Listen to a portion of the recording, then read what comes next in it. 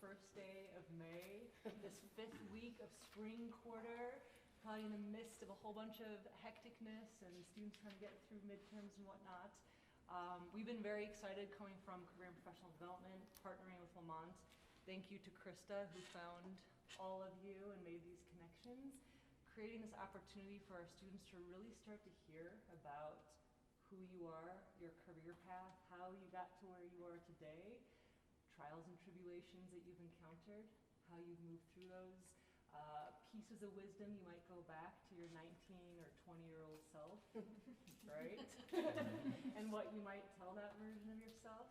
So as far as structure for this evening, I'll be moderating. I'm Carolyn Summers, by the way. I've gotten finally my name tag.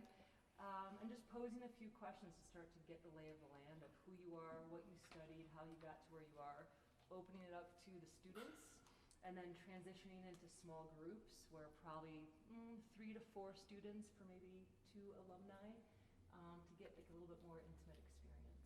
So what do you say we start off and find out initially who you are, what you studied, and kind of how you got to where you are today, in as much of a nutshell as you're able to share, because I'll be going through a lot more questions. Right. So who you are, what you studied, and just again, like how did you get to where you are today? It's kind of an open-ended. And it doesn't have to go in any specific order, so whoever feels inclined. All right, I'll go first. My name is Susie Ritter Forsyth. I was Susie Ritter when I was here. I got married like 4 years ago. I graduated in 1996. So from what I was told, I was the last Bachelor of Music Education major. Actually, I have a BME from DU. After me, I think they got rid of that and just, you do, I think, performance, and then you do a 5th year of education, if I'm not mistaken. You could probably tell me that. So I was kind of the guinea pig who went through, my 4th year was actually all the teacher training and getting my license and all that. I also played volleyball for DU, so I was kind of between 2 worlds. In the fall, I was a volleyball player, and in the spring, I was a music student, and both worked really well together for me, so I was pretty lucky. I wanted to teach music since I was a 9th grade. Like, I knew really early on I wanted to be a teacher. So I started, the only real music job when I graduated was in Steamboat Springs, so I taught there for 10 years, 6th through 12th grade. And then somewhere in there I decided I also wanted to do musical theater and drama, and so I ended up getting my master's in theater education from NYU in New York City. And then I taught drama and choir, kind of both, for about 10 years in Douglas County. And then 2 years ago, I got married, as I said, and moved to Arvada, and I was commuting. So now I'm in Brighton, 27J. Last year was all drama. This year, all choir at the new, we have a brand new high school called Riverdale Ridge. And so I kind of have the option of, do I do drama? I have 7 years left. I've been teaching 23 years. So what do I want my last 7 to be? Was kind of a gut check about a year ago. And I missed music. I missed choir. I missed teaching choir after being in the drama world for a while. So went back to music. So right now, currently, because we're a brand new building, we have 6th, 7th, 8th, 9th, and 10th together. So I just left a class of 7th and 9th and 10th graders, which, yay, me. But next year we'll have sophomore, junior, senior, and then the next year after that we'll have our first graduating class. So I will go full high school next year. This year I'm a little bit of middle school and high school together. In a nutshell. We all have a different version. Well, I know. I do New York trips. I mean, there's a lot of things as a teacher, but yeah. Thank you. Sure. Well, hey, I'm Kim, and I came to Lamont in 2011 to start the master's program, and I got my degree in jazz performance on the double bass. And since then, or actually before that, I was in Maine, and I got my undergrad at the University of Southern Maine, also in music performance on the bass. And while I was here, I was in the jazz band, I was in combos, and I also did chamber groups and orchestra and all that stuff, so kind of getting like the full sort of every kind of thing you could do at Lamont, and like, I'm going to do it. And since then, I've just kind of been doing mostly performance work in a ton of different genres, and I also teach a little bit. And so that's kind of, I think this is a really good area for performance. You just have to kind of be willing to go in unexpected places to make it happen. Right. So here it is me. Mhm. Okay, so my name is Rudy Betancourt, originally Rodolfo Betancourt. I'm from Venezuela. I came to the United States in 1995, and I spent 2 years in New York at Manhattan School of Music to finish my undergrad. And I came here to Denver following Ricardo Islanola, was the major guitar teacher here at Lamont, and very influential in my life. Actually, a recording of his when I was 12-year-old. It's like, I want to do that. Mhm. It took me a long time to get to that. I spent 2 years here working with Ricardo, and I was here on a student visa. My country was in turmoil by that time, and my parents told me, they told me first, come back to Venezuela and bring back what you learn in music back to Venezuela. And a few months before graduating, they told me, don't think about it. Don't think about coming back because it's awful. It's gonna get worse. And it's, right now there is a coup going on in the country.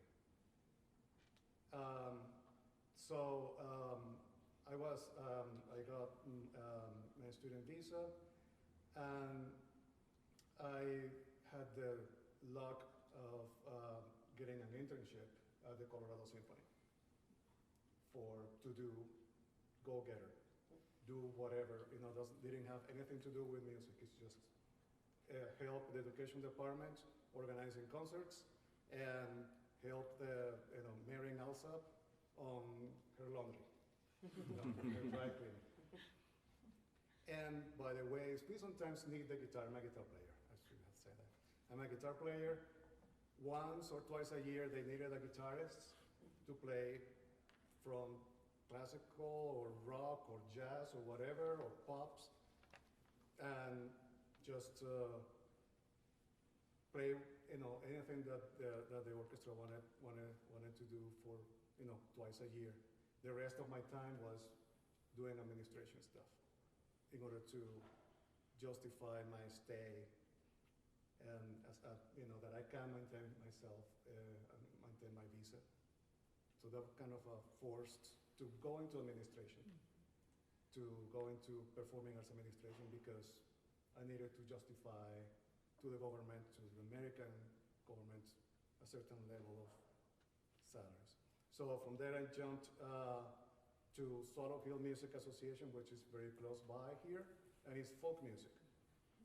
And they teach from, the banjo, harmonica, didgeridoo, everything. And that took me, the experience there, and actually having the time to play bluegrass and learn, Cajun music and all that, and took me down from my pedestal of, I play with the Colorado Symphony, to I play with a bunch of people that is just play, just do music. And it kind of shifted my perspective, while still trying to keep my visa. So after that, I became an American citizen in 2007, and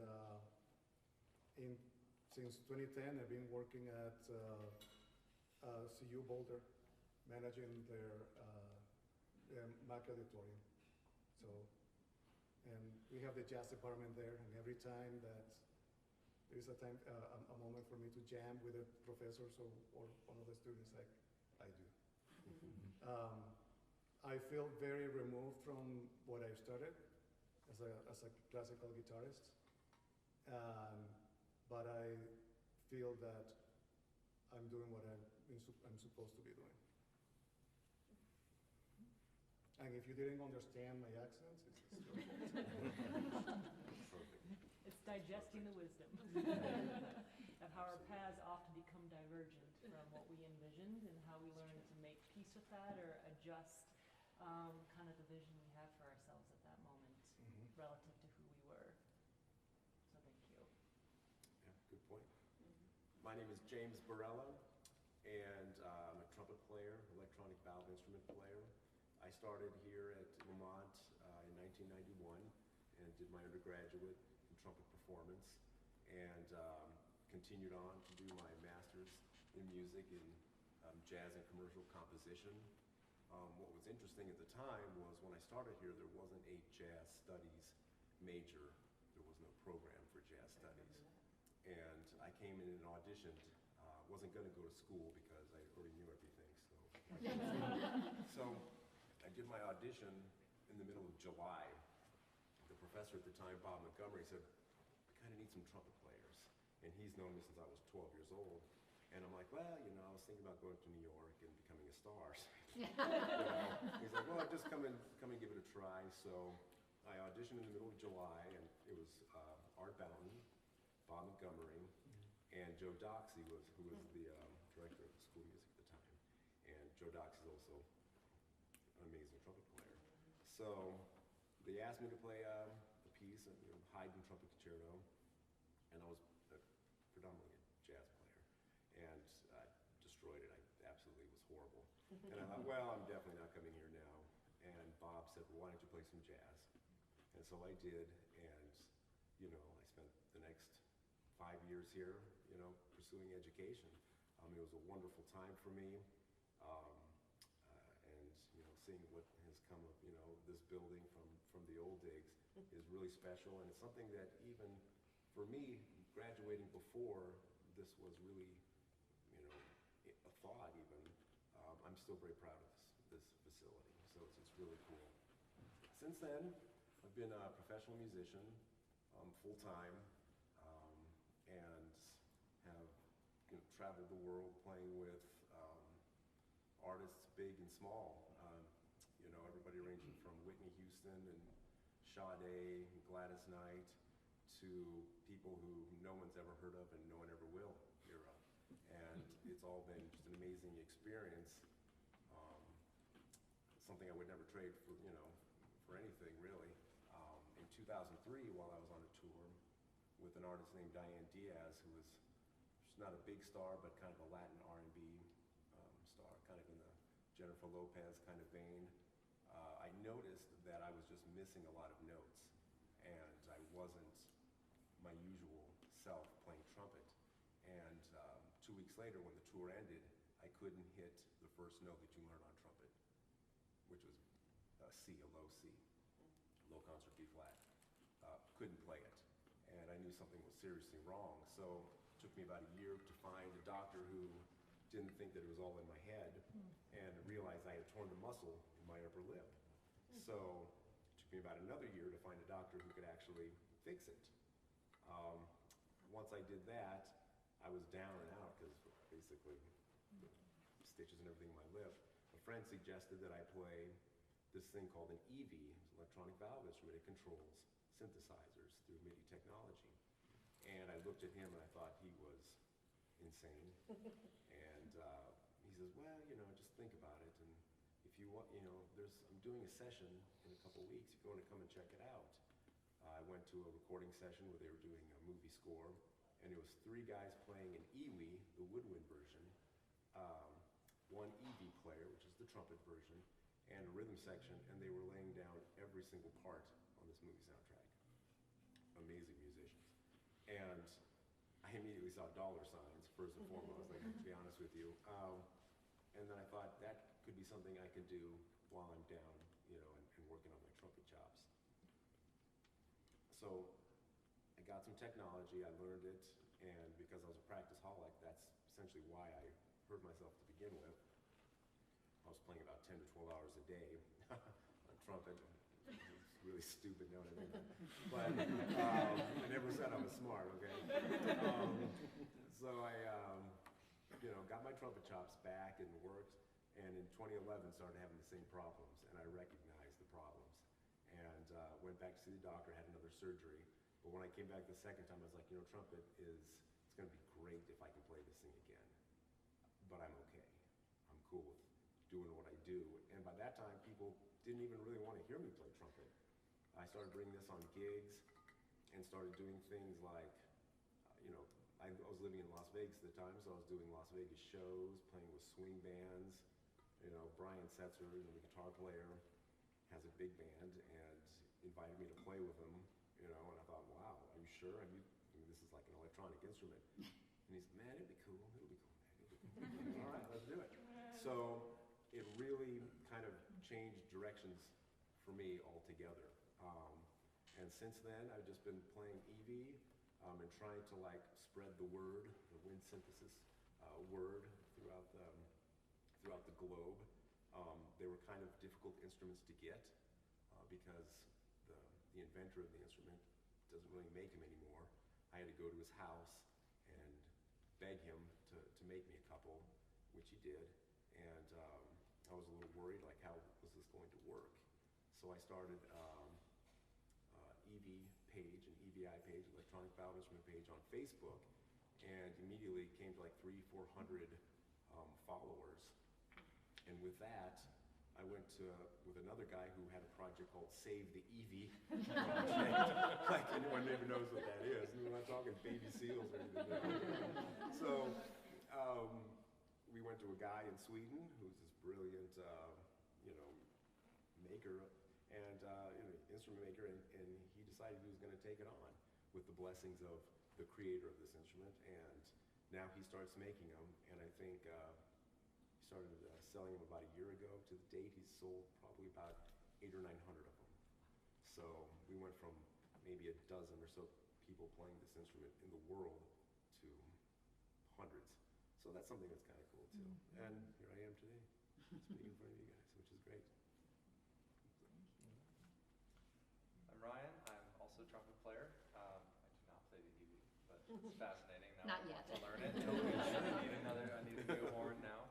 I'm originally from Georgia, and I came out here to Colorado to do my undergrad at CU Boulder, and I started off as just a composition major, and I have been a trumpet player since 1998, just growing up in the band world, as you do, starting in 6th grade, and always stuck with it. And then my junior year of high school, I took a music theory course and realized how much I liked it and how good I was at theory. And that's what helped me realize that I wanted to major in music. And I didn't think I was good enough to audition on trumpet, so I'll just write a couple pieces of music. And so that got me into CU, and my previous connection there was with the CU Mile High Jazz Camp program that they used to have there, and that's where I first met Bob Montgomery and some of those local Denver jazz guys who are still around. And so I went to CU Boulder, and eventually I added a trumpet performance degree while I was there. I got a certificate in music technology.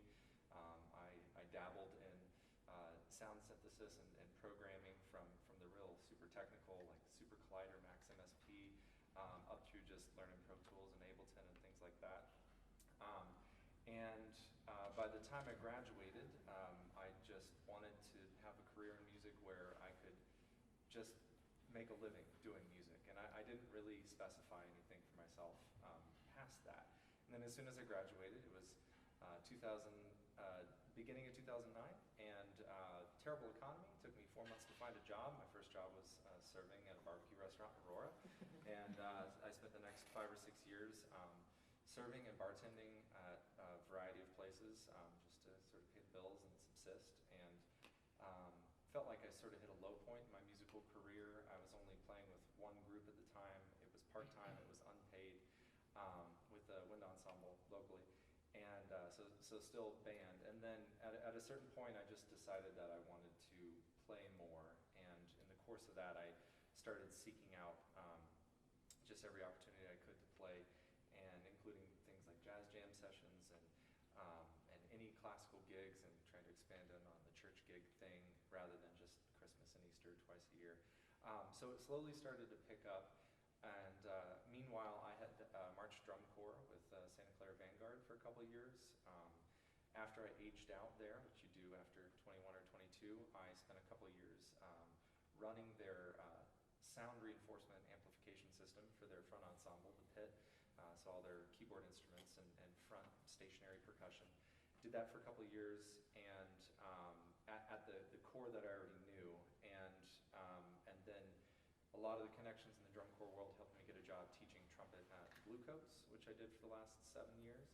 And this would have been my 8th season, but I'm kind of taking some time off because I'm currently doing my DMA at CU Boulder. And so between drum corps and just sort of hitting this low point musically, I didn't feel like I was doing what I wanted to do while I was serving and bartending. I felt like I got in this rut work-wise, and the musically satisfying things that I were doing weren't paying, and the things that were paying, like the occasional arranging job, were not very satisfying. And it got me back around to trumpet, and I got to a point with just my day jobs that I scaled back on my hours and put more hours into practicing, and realized that in order to get to where I needed to be, I needed to go back to school. And I knew that I wanted to have that time off after I finished my undergrad because I was pretty burnt out. And when I came back to school here, I was really, really ready to do it. And I actually had almost started a year prior, and I decided not to, just so that I could partially financially make sure I could practice enough, get a great audition, good scholarship, and all that. So when I came here, I started my master's in 2014 and studied with Al Hood here, and I just felt like I was ready to do school the right way, because I knew that there was the performance component, and that compared to my undergrad experience, I did lots of things, but I kind of half-assed a lot of them, and I got okay grades, but they weren't the best. And so when I came back here, I just approached my master's degree with wanting to do my absolute best academically and be really prepared for that, do my absolute best musically and performance-wise. And so I had a really great experience here at DU, and I did as many ensembles as I could. I only did jazz for my first year, and I wish I could have played both years, but at some point I had to decide to kind of focus in more on classical trumpet, which is the majority of what I do. And after that, I thought I was done with school, and I took a year off. Now, in retrospect, I thought I was done, but and that the year off, I was teaching lessons. I had been teaching more private lessons for a few years, and doing the drum corps thing, teaching high school marching bands and clinics and sectionals and Springs and Fort Collins, and just kind of driving all over. And then I got a call about 2 years ago right now from Justin Bartels, the principal of the Colorado Symphony, who teaches here part-time.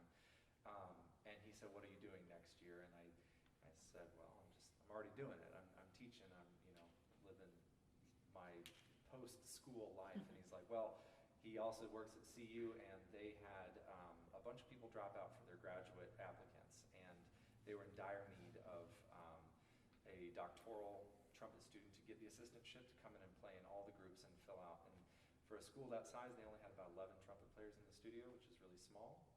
So I started there last year for my DMA in performance and pedagogy, and I am now about to finish my second year tomorrow at 3:30 p.m. And I also decided in the course of this 3-year program to get a certificate in music theory teaching, or teaching certificate in music theory. And I find myself kind of riding the line between the DMA people who are just there until they win a job and they could care less about finishing the degree, and the other side of the spectrum where they are just there not really to perform. They have recitals, but that's kind of a burden. They want to get a teaching job, and these people have lived in academia all their lives and never taken a break. And I see positives and negatives on both sides of the spectrum, and so I feel like I fall somewhere in the middle. And so I have to balance teachers and professors and other peers saying, you should go take every single performance audition, or you should apply for all these jobs, when I know that I want to finish the degree as well, and make a combination of teaching and playing. But at this point, I have about 15 students in private studios between Denver and Boulder, and that's one of my primary sources of income, and several performance jobs, and unfortunately I have to leave the panel tonight tonight early to go play with the Colorado Symphony. So, the connections that I made at both at CU and DU and in the area over the years have had a cumulative effect on providing me with a lot of work in a variety of genres, a variety of performance and education.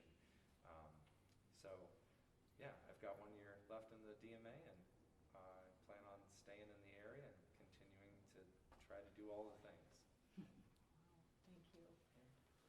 I might shift for a quick moment, so 6:36 at this moment. We have to jet at 6:45. Okay, so I might open it up in just a moment before I kind of like synthesize, because my brain likes to do that, to the students to see if they have any specific questions for you, if you're okay with that. Sure. But even just kind of honoring this fact that everyone, all of you on the panel, and even the students and those of us who are on staff, right, we set out on this road, we have this clear vision of where it is we're trying to go, and we think, I'm starting off in classical guitar, I want to be like Ricardo in some time, right? I wanted to be like Ricardo. Everybody wanted to And be then, like Ricardo. and then all kinds Ricardo of, is like, good luck. but all these curves and turns end up coming up, whether it's with our health, or trying to land that particular job, or stay in the country. And in these weird kind of happenstance ways, we end up coming into contact with an experience that gives us new insight or a set of skills that directs our life in a way that we might not have imagined, for better and for worse. And so I think there's just something kind of powerful about that notion of staying open to that unfolding journey that it sounds like all of you have done. And I trust there's going to be questions from the audience in that regard, but I want to sort of turn it over to see, are there any students in the audience that have questions in like the last 8 minutes for Ryan Spencer? Yes, Alice. So when you did start teaching privately, what made you decide to start doing it, and why do you keep doing it? That's a great question. At this point, I really enjoy teaching, and I find that my favorite educational experiences as the educator happen in a small group setting, but that usually just means one-on-one private lessons, although it can be small sectionals, when the student is really engaged and excited about the instrument. In the long term, it's when those students are practicing, and as a teacher, partly that's up to me to be able to give them the tools and resources they need to do that successfully. And I come from a place of, I didn't take lessons in high school at all, and so I feel like if I would have gotten that from my teachers at that age, or if I had a teacher at that age, that who knows where I'd be now. And so I really enjoy teaching, but I never thought that I was going to be a music ed major. I have a lot of friends who did that, and I just didn't want to deal with faculty and school and administration and PTA It's a pain in the ass. parents and all that kind of stuff. So in terms of like getting my first students, I honestly don't remember. I did do some like theory tutoring way back in the day, but I just sort of made myself available, and for a long time it was like I taught 1 half-hour lesson a month kind of thing. And I always had a business card on me. I always talked to people that I saw, and anytime someone came up to me after a concert like, oh, my son plays the trumpet or whatever, then I say, here's my card, let's have a lesson. And having my network of music education friends who teach middle school and high school band around town, that really helped quite a lot as well. Going around to schools doing sectionals, whether they asked me out of the blue or I contacted them and said, hey, I'm available for this, do you need help with, you've got festival coming up, do you need a brass sectional specialist or something like that? That's generated some students. And I found that it takes time to build, and that you have to have a clear system in place of like how much you charge, what your policies are about lesson cancellations, that sort of thing. I'm able to teach from home, which is really handy, but I used to have to drive to every single lesson, and so I was always driving, and then eventually I raised my rates a little bit. I started charging a little bit more if I drove to their house, and that encouraged them to come to me. So all of those things, kind of bit by bit, have helped quite a lot. I also teach at a lesson school in Boulder called Parlando, and I end up making about $32 an hour before taxes are taken out. Privately, I charge between $50 and $60 an hour, and I have not yet quite figured out how to do the personal freelances, taxes, claiming, write-off situation. I'm in the process of combined with everything else, it can be difficult to manage a large studio, and so I think it will get bigger eventually when I have the sort of the bandwidth to be able to handle more students and be more organized about it. As opposed to me who sees 350 kids a day and I don't want to teach any lesson. Like legit, I'm going home. I don't need more kids. The very opposite.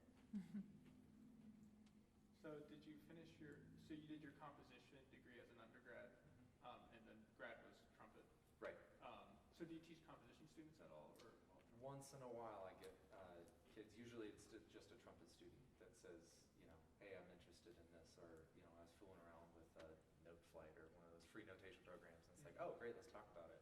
And then if they are really interested, then I try to encourage them by giving them small composition assignments. Just write 8 bars in 2/4 or something really, really simple. And depending on their willingness to do those things, sometimes even with 12, 13-year-old students, if they keep doing those things, then I'll talk to their parents and say, hey, let's do 45-minute lessons instead, and then we can take a portion of our lesson time to talk about music theory and to talk about composition and arranging on whatever scale that happens.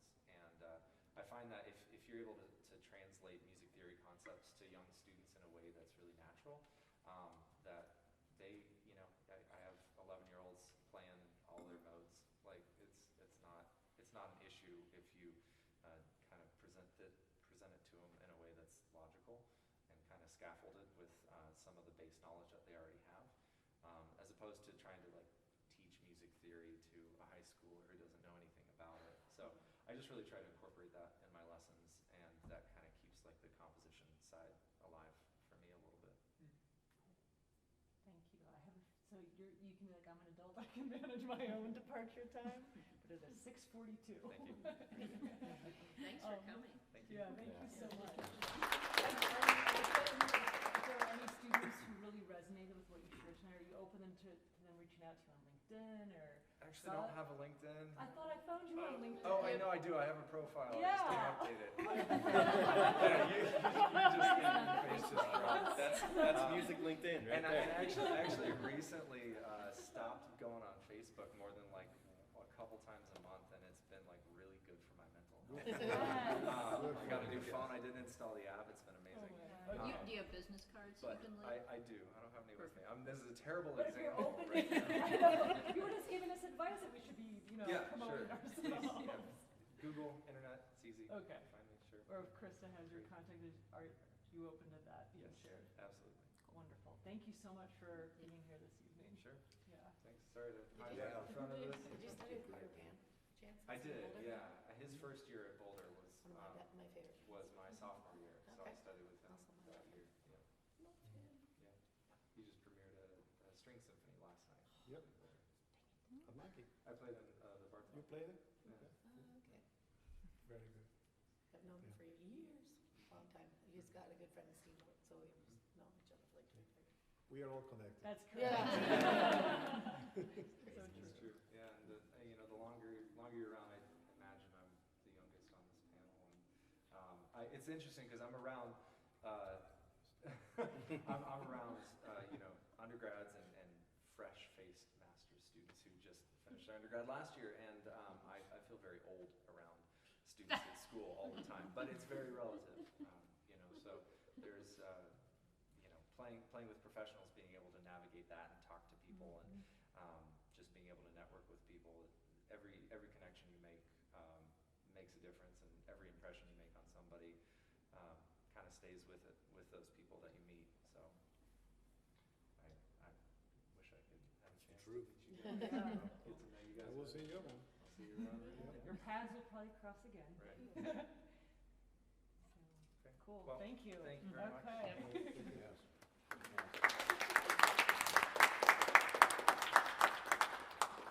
Kind of continuing on that idea of building your own brand and freelancing, and kind of the students, thanks to Krista, had put some questions out there previously. I'm going to try to merge together. That is all at once looking at freelance and how you start to build your career now as an undergrad or grad student. And so just kind of sharing whether that was your journey and how you started to create that freelance way of existing, whether that was undergrad, grad school, or just how you go about that. And whoever cares to share, and you might say, I don't, that's not something I have to share about, but whatever makes sense to you as far as whether it's on the freelance side, or even just how did you start to build your career in your school You know, years? when I started booking gigs for myself and my groups when I was in high school, just, I needed to play. It was the only thing that I really had going on, so I had to do it. So the first thing I did was I just went to my church and I said I play trumpet, and I know you guys need trumpet players at least a couple times a year. So I'm your guy, you know, and through that I met other people and made a lot, you know, some lifelong friends. But, you know, when it comes to freelancing, you really have to be open. You have to be versatile, and you have to understand that you can never know enough people. You know, you can never play enough styles. You can never, I don't know exactly how I'd put this, but the availability always has to be there. And that's really what you're gonna live or die by as a freelance musician. Because if you say no, somebody's gonna say yes. And I mean, obviously if we have, you know, a gig that night and we can't do something, we can't do it.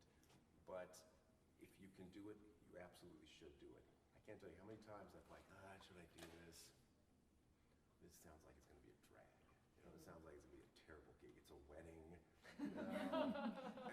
it's gonna stink. And you go there and you've met new people, and you had a really good time, and it just, everything kind of, you know, it's like dominoes. They just fall, and they almost always fall in your favor. But you have to have that availability. And I can't iterate the styles thing enough.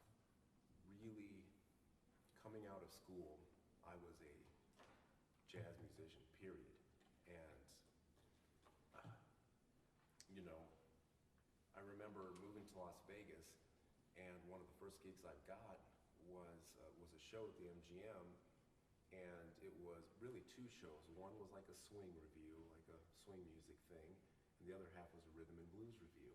And in the middle, there was the band set for 25 minutes.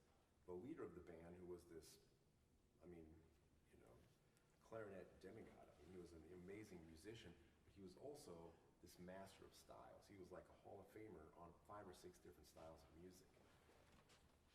And he's calling tunes I not only had never heard of, but like the style, the bluegrass. And I'm like, I don't know how to play bluegrass, you know. On the trumpet? On trumpet. And, you know, and then he's like, take a solo, that's what you do, right? So I'm like, here we go. So, you know, and At least you know it was in G.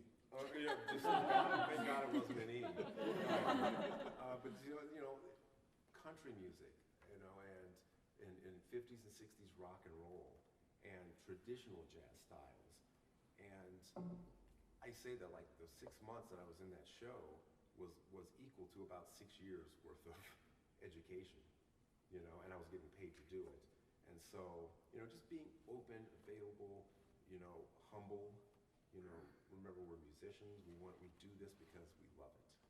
And we're not really defined by a genre or a style. Yes, sir. So I'm curious about the network, how big has to be? How do you create a network? When you start? So the one thing that before I left Venezuela, I left playing guitar very poorly, or not as good as international renowned people. And my mentor in Venezuela told me, when you go to the United States or wherever you're gonna end up, you're a classical musician. That's your passion. That's your classical music, your classical guitar, all the repertoire, all the theory and all the stuff. But if they ask you, do you play banjo? You say yes. And go home, Learn banjo. find somebody that has a banjo that is more or less in working condition, and learn it. You have 24 hours for that. Get the gig first. Yes. I mean, get the gig, and then figure out the rest later. So, you mentioned something about brand, and sometimes we get preoccupied, all over preoccupied with our own brand, especially now that, with social media and all, and everything that happened. I started doing that when Facebook came up. And I was so preoccupied with having as many people, because I'm gonna do a recording. And all of them need to know where the recording is happening, that it came out, and all of them are gonna buy my recording. So I wanted to have 10,000 followers in social media. I wanted to have, 1 million people in Twitter. YouTube was not even a dream, so that back then was Oh, gosh. MySpace That was MySpace. with videos and stuff. So preoccupied with the color of my page. Those things that are not music. It's not your trade. It's not what you're meant. So I think one of the things that you need to be very careful about is what are your core principles as a musician, as an artist, even just as a general, as a human being, as a good person, or a committed, hardworking person.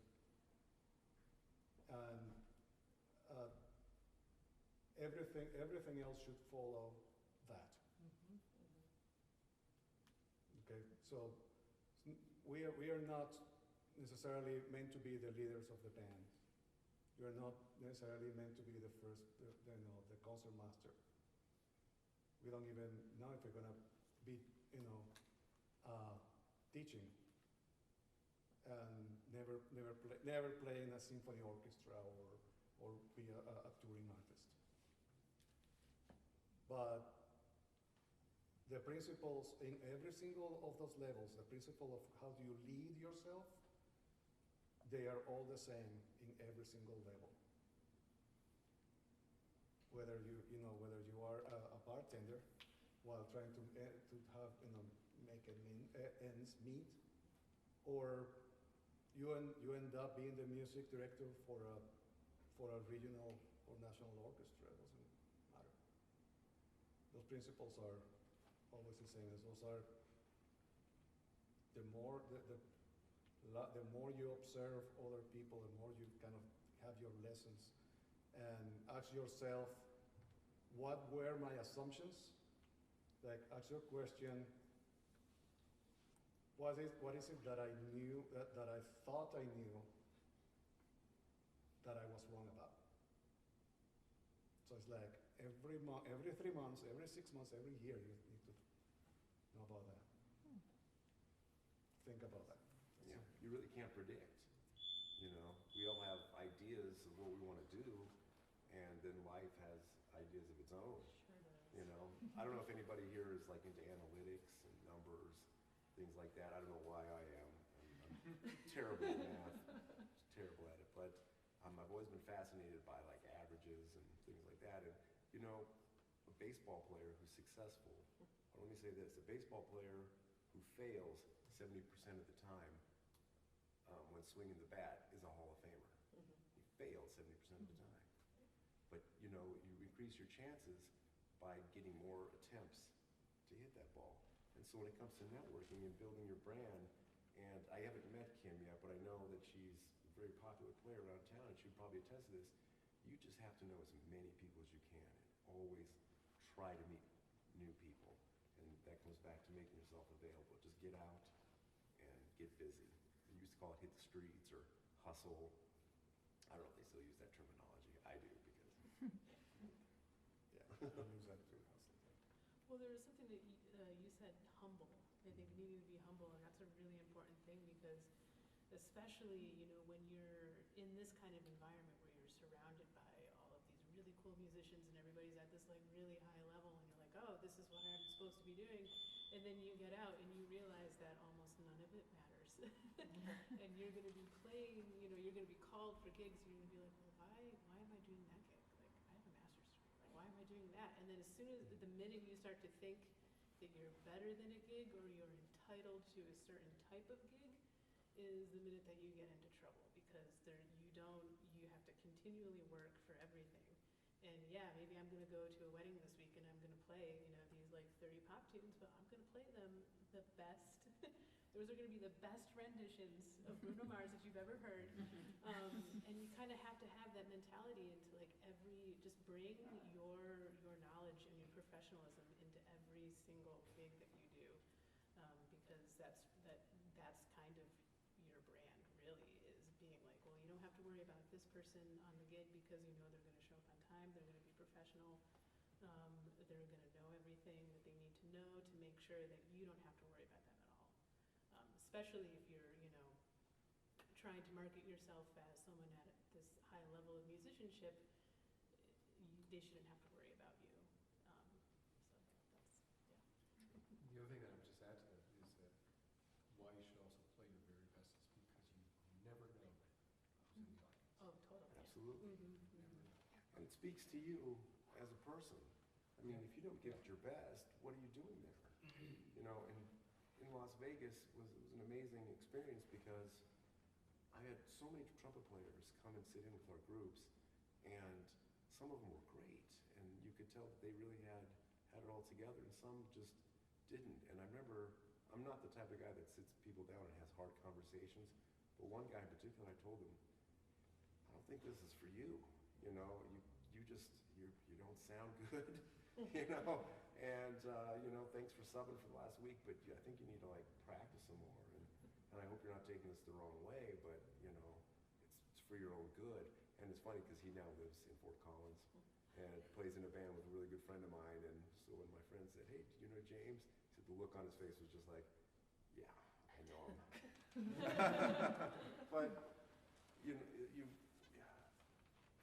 you know, so you have to like, you know, be professional, you know, be prepared, and always do your best regardless of what the gig is. I've worked with a legendary saxophone player named Sam Butera. He was Louis Prama's right-hand man, great entertainer, great saxophonist, and it was an amazing experience. But the thing I learned from him, and I'll never forget it, I'm gonna get a tattoo with this, I swear. He said, if you play for the content, don't complain about the money. If you play for the money, don't complain about the content. Did I say that right? If you play content, money, content. So that really stuck with me. I was like, that's so true.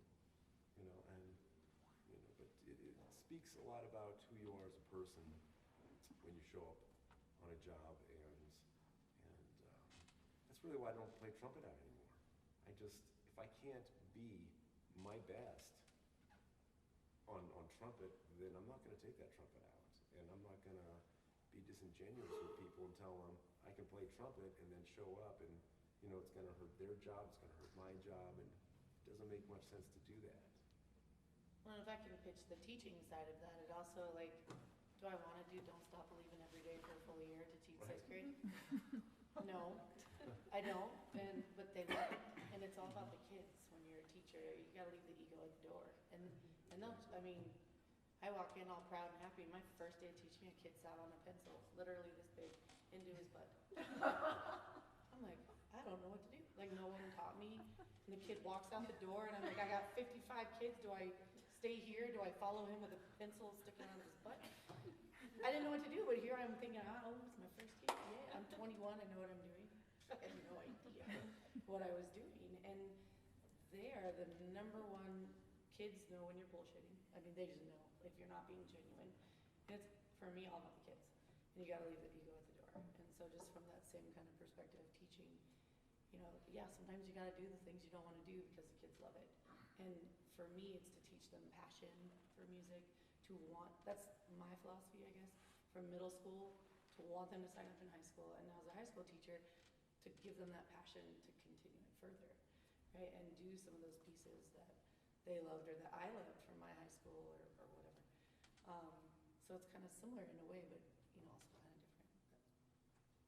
He was saying, you know, about teaching in his studio and the things and why he enjoys teaching, and you know, I have my own private studio as well. And the reason I enjoy teaching is because I'm learning. You know, it's really, I can't tell them anything that they can't find themselves in the library or on the internet. You know, that's fact. I mean, so I enjoy sitting there because I learn more about myself, I learn more about music, and it's almost it's a very symbiotic kind of relationship the teacher and student have because you kind of start growing together. I become a better musician because I'm teaching, and hopefully what I do know and what I can say to students will put them in a direction that will then come back around and help me out as well. Well, in that same vein as well, today I had 4 kids do their first solo ever. And I got to be the witness of that and give them a hug and a high five. And it was the first time they ever sang a solo in front of a group of 60 kids. I have 60 in my last hour class. And it's cool to be, you're part of that. Like, I get the hugs and the high fives and, oh, I'm so nervous. I'm like, I know, but it's so great. You know, and it's just cool to be part of their journey and their success. And they all go home and, oh my gosh, I sang a solo today. You know, it's crazy to think like that's a big thing. For us, we do it all the time, every day. But for kids, they don't. So, and when do they have that moment to shine, I guess? So when we're thinking about what it means to sort of step into your career or what students can be doing to prepare now or the world of freelancing, what I hear very much comes back to this sense of self, knowing who you are, knowing what your values are, right? Being able to make decisions based on those core beliefs and guiding principles, having integrity, recognizing that everyone you interface with is going to get a sense of who you are and be impacted in some way and making sure that impression ideally is positive. And this element of staying open to opportunity and whatever comes your way, and kind of like they do in improv, saying yes, and I will go learn the banjo, or I will go learn the harmonica, or whatever it is. And just staying open and adaptable to those different opportunities.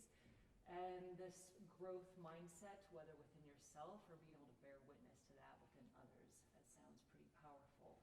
So a lot of nuggets of insight and wisdom. Thank you. I want to turn it to the audience for a brief moment in sort of a different way of not necessarily asking questions, but posing a different sort of prompt. And then in about 5 to 10 minutes, moving into small groups. And probably what we'll do is grab that table that's behind and pull it in alignment with these chairs. So we'll have 2 tables of chairs that we can maybe 2 alumni here and 2 alumni over here, and the students to kind of gather around. But I'm curious because I find that just posing this question tends to be pretty powerful for the students and alumni, and that's finding out from the audience, so whether it's students or staff and alumni. What would you say just hearing what you've heard so far has resonated? Because there's a lot of rich story that has come out from the 5 panelists tonight. What has struck a chord that you want to speak to or inquire more about?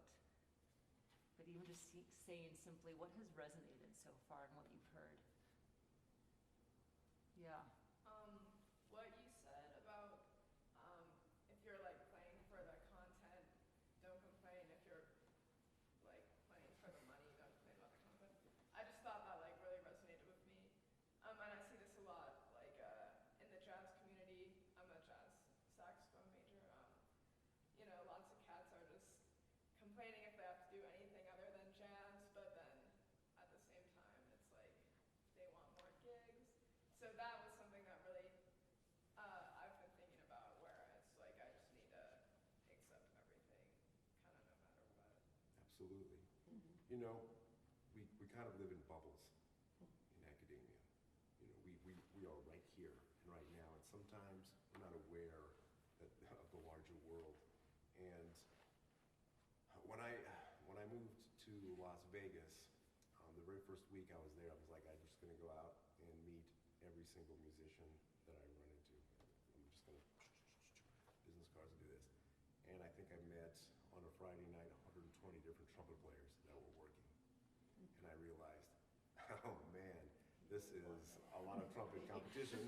And also, there's a lot of gigs for trumpet players, you know? And so they were playing a lot of stuff that I was just like, well, I don't know if that's, you know, my cup of tea or not, but I was like, I can do this, you know, and, you know, it's all good.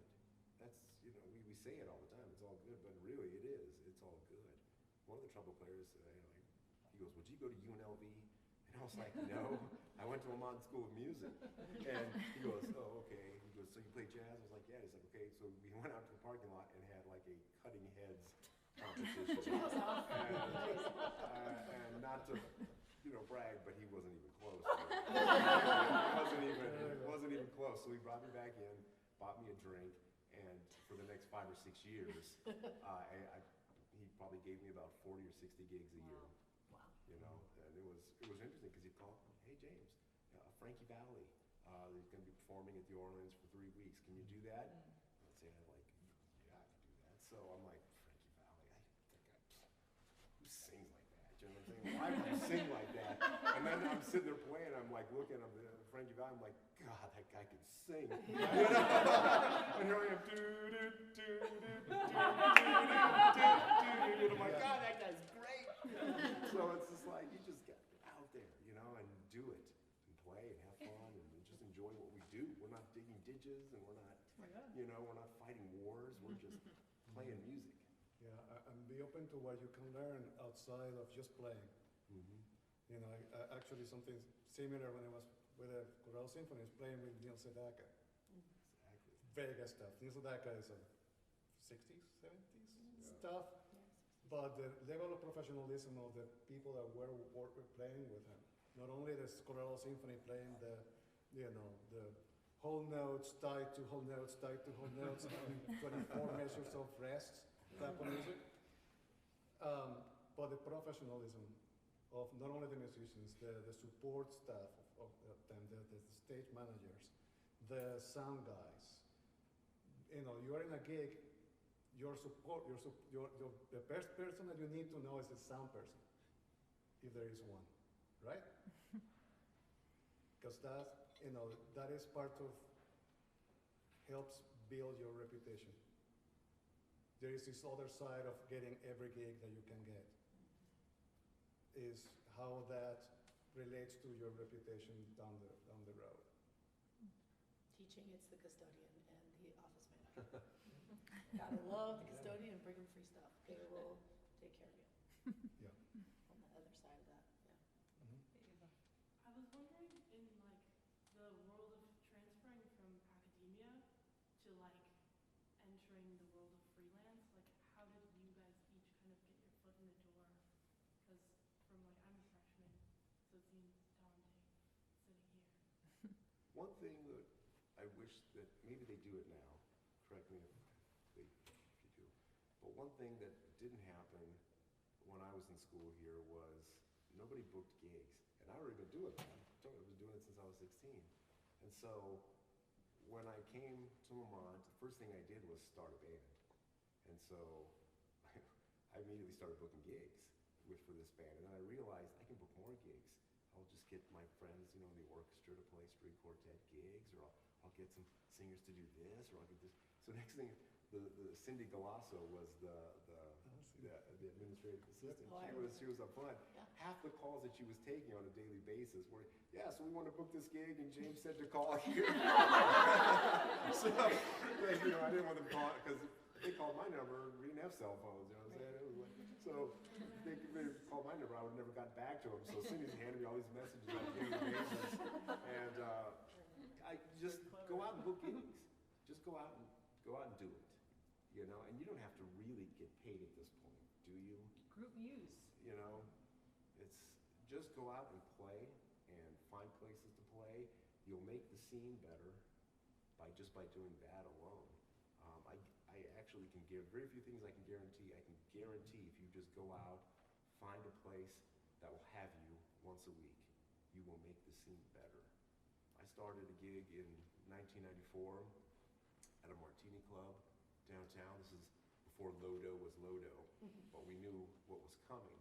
And I went downtown with my trumpet to do a rehearsal, and I said, I'm just going to walk around. And I came to this place called the Purple Martini. It was on 15th and Market, and it wasn't open yet, but I walked in, and a lady came up to me, and she goes, we're not open, can I help you? And I was like, well, I'm your house band leader, and I just wanted to come check the place out. She said, well, we don't have a house band. We're not even open for business yet. And I'm like, well, you have one now. What day works for you? She goes, well, we can't pay. I'm like, it's okay. You don't have to pay me. I said, we'll just do it. one night a week, and then after 6 months, if it goes well, you know, we can talk then. Okay.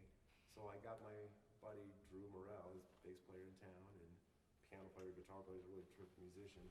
And he brought his bass, I brought my trumpet, and we sat right in the window in front of the door and played every Thursday. And then it became every Tuesday and Thursday, and then it became every Tuesday, Thursday, and Sunday, and then it became every Tuesday, Wednesday, Thursday, and Sunday. And next thing you know, all these little clubs start popping up in Lodo, and everyone has like a little jazz duo or trio. And after 6 months, I went to them, I said, 6 months, you know, what are we gonna do? And they started paying us $100 a night each, and drinks and food. So we're like, hey, bonus, man. So you just gotta go out and do it, and just find places, play. You'll network that way. You'll get better that way. You'll learn that way. And I said that's really just all you can do. Is just hit the streets and go meet people. And if you want to start lessons, go to your nearest high school, walk in. We just opened, we had 3 or 4 musicians come and talk to me as a vocalist, and then our band guy, oh, I'm a trumpet, you know, instructor, if you have any students, and give cards. Kids are always asking, you know anybody that can teach me piano? Or they always ask us, so I'm like, yeah, here's cards of people. I mean, it happens all the time at high school level if you want to start getting students. I think you have to have patience with yourself too, you know, because it's like we're talking about building careers, and that doesn't happen the second that you graduate. You know, if you kind of transfer what, you know, how you would build a career in like any other profession, you know, you kind of, you start here and then you add on a little bit year by year, and eventually, you know, you've got something that's pretty stable, but it doesn't, it takes you have to be really persistent with it. You have to be really patient with yourself and just kind of try to take a small step and be like, okay, well, this was what I did last month. Let's try to do this month. And let's try to do this the next month. And then maybe at the end of the year, you can look back and be like, oh, okay, that's pretty cool. You know, let's start here for next year and see what I can do to build onto that, and not, because it's not just going to happen. Like, here's your degree and here's 2,500 gigs. That's not how it's set up. So you really have to have patience with yourself and with, you know, the people that you're working with and the scene around you, because it's just this never-ending kind of constant hustle. You never really stop paying dues. Yeah. You know, there are more and more players every single year. You know, and everyone is good. So I think it all comes down to that law of averages that we were talking about. You know, you have to play those numbers, and you just have to get out as many business cards or as many tweets or whatever it is that you got to do as possible, and you know, play that law of averages. Yeah, and also foster your relationships. Because, you know, sometimes we just, you know, we make a relationship with a restaurant manager or orchestra manager or an ensemble, a trio, whatever, and you forget about it. And it's like, oh, this person hasn't called me in 2 years. But it's because you fell out of the face of the earth for this person. So, you know, have your number of contacts that are, you know, your group of contacts that you need to keep track of, even if you know that they're not going to give you a gig. Some of it, you know, sooner or later they will refer you. They will. So don't fall don't fall into your own bubble. Assume the phone will never ring. It's a business. So if you haven't taken music business courses, take them. You know, and understand that it's a business. You are the product, so you have to take care of your product. You know, and you have to take care of the people that can take care of you, that help you take care of you. So he's right. You have to have those relationships. You build relationships. It is still a people music. And as a musician, I always felt I'm a servant. You know, I'm not. I love to play. Jazz musicians, we can be very, you know, just all about ourselves. I'm gonna close my eyes. I'm gonna play for 45 minutes, and I don't care if anyone likes it or not. You know, but in the end, we're servants. And if we change somebody's evening or somebody's day or somebody's life sometimes, we are really doing a great job. So that is your product. So focus, have that business sense, focus on you as the product, foster those relationships. Oh, is it okay if I, or you? Is anyone feeling hard and fast, like we must follow a strict structure? No Just- musicians. just keep it. Cool, I love this. We must not be like INFPs and INTPs and who knows what in the Myers-Briggs area. No, I'm a Myers-Briggs person, what can I say? So, I am an INFP, but, so cool. I'm more like, let's follow the gut, what's the mood of the room, and there's some incredible wisdom coming out here, so I'm like, thank God we're recording it, as I'm like in the midst of it. But you had an idea, so I think, yeah, so this goes till 8 o'clock, right? No. No? Isn't, is it? I 7:30. advertise 6 to 8. Yeah. And if you want, like, we've got a scoop, just let us know. But it's 7:16 right now, and so I think it'd be great to hear what you have to say, and maybe at 7:20, we can move into the groups, then those who are more comfortable asking more kind of one-on-one questions, we can do that in that setting, if that works for everyone. Cool. It is Survivor, but. Oh, someone's recording. Okay, so, and I don't know your name, but Cool, I'm Paige. Paige, cool. I just So, had a general question, like for everyone.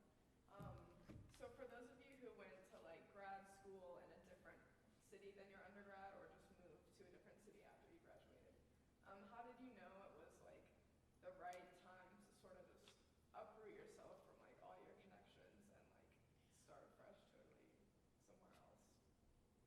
The connections that you're leaving are probably still going to be your connections when you get to the new place. Because the musician network is so small. There's people that, like, I moved here from Maine, and within maybe 6 months of being here, I had a gig with someone who was from Maine, and we knew all of the same people. So it's really, I mean, it's a very small, very small, especially with like the internet and all of that, social networking that can happen. So I just wanted to throw that out there. I had the opposite. I stayed specifically because of that. I went and auditioned in Bloomington, Indiana University, and I went and auditioned at New England Conservatory, and I got a half TA at Indiana, and I got a full TA at New England Conservatory, and I stayed here because things were going so well. And I was like, I really love studying with Joe Doxey. I'm becoming a better player every day. He's really harsh, and it's borderlines on abuse. Stockholm syndrome here, I love it. So, and so, I mean, he told me once, he goes, the reason I like you so much is because you know so little. So I'm like, thank you. So, and that's the reason why I stayed. For what's worth. But also though, it can, I decided to move out here for grad school because I felt like I had kind of tapped out what I could do or what I wanted to do in where I was. And so for me, I felt kind of stagnant in Maine. I'm like, well, I'm not really sure, what's the next step for me? What can I do here? And I couldn't really think of anything. Not that I'd done it all, but what I personally wanted to do, I'm like, I think I just need to find a new scene, something just to kind of refresh what I'm doing. And that was kind of the push for me to go somewhere else. And if you go there for music, it's really cool because you're dropped right into a new network of people. Like, I didn't think that I was going to stay in Denver when I graduated. I thought I was going to move back to Maine, but the connections that I made here were so great, and everything that was kind of happening around me was like, oh, okay, yeah, maybe I'll stay here for a little bit longer and see what happens. And that was like 6 years ago, so. Mine was a little different because I started teaching when I was 21. I was pretty young, and I had seniors that were 18, and so about 5 years in, I remember thinking, like, I want to take a year off from teaching, and I met some friends that were moving to New York City, and I love New York, and so I just kind of went out there for a year. I got there, unfortunately, September 1st of 2001. 10 days before that happened, saw it happen from my balcony. So I think when you experience those kind of major changes in your life, it's like, wow, time is short.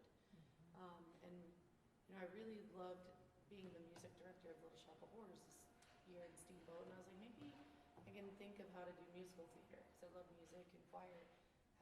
What could I do to get my master's? I could be a counselor. I dealt a lot with kid issues. Kids like to talk to me. I dealt with every kid issue you can probably think of the first couple years in Steamboat. Maybe I'll do that. Maybe I'll do theater. Maybe I'll get a master's in vocal performance.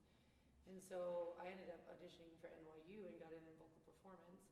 And then I was told I could get all these credits paid for by teaching kids how to read, because I was a teacher, and I was like, great. It ended up being 3 credits, and I was like, after the end of the day, I'm still a choir teacher, and now I have $60,000 in loans, so that's not really an option. So what else could I do? Because I really love New York, and so then they had this program for English teachers, drama teachers, choir teachers to get a degree in theater.